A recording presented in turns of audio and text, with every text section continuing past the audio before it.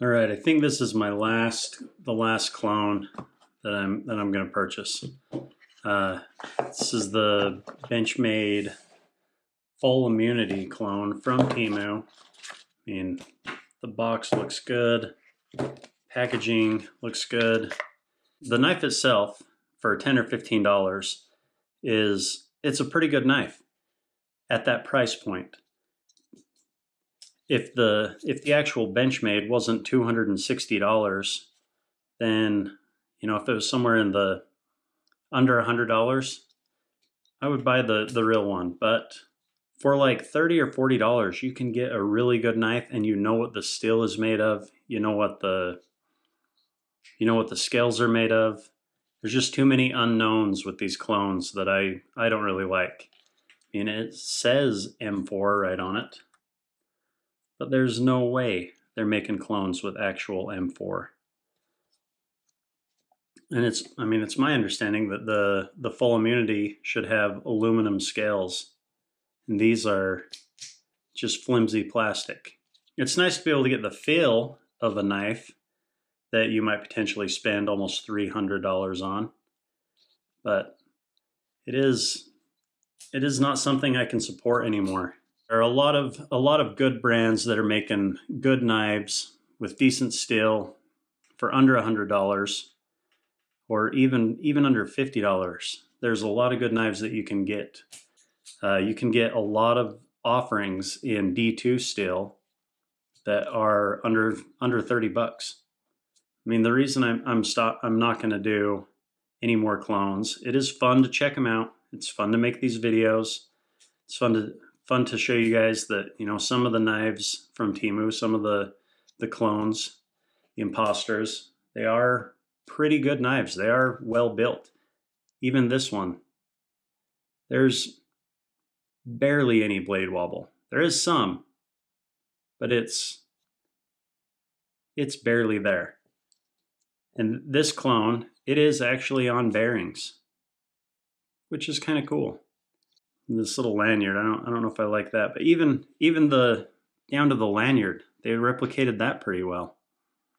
I'm not sure if this cordage is close to the same stuff. It's some shiny, maybe cottonish.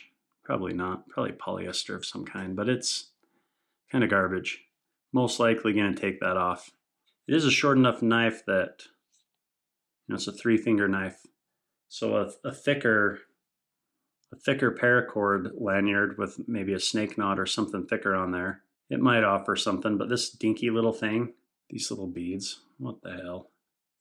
Who does this stuff? But I did try and slide this into my pocket last night. This clip is really, really tight.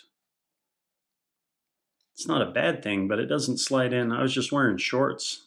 They weren't like my thick Carhartt or Ariat pants that I wear at work all the time. Which, let's just see. I'm wearing Ariats right now. It's still pretty dang tight.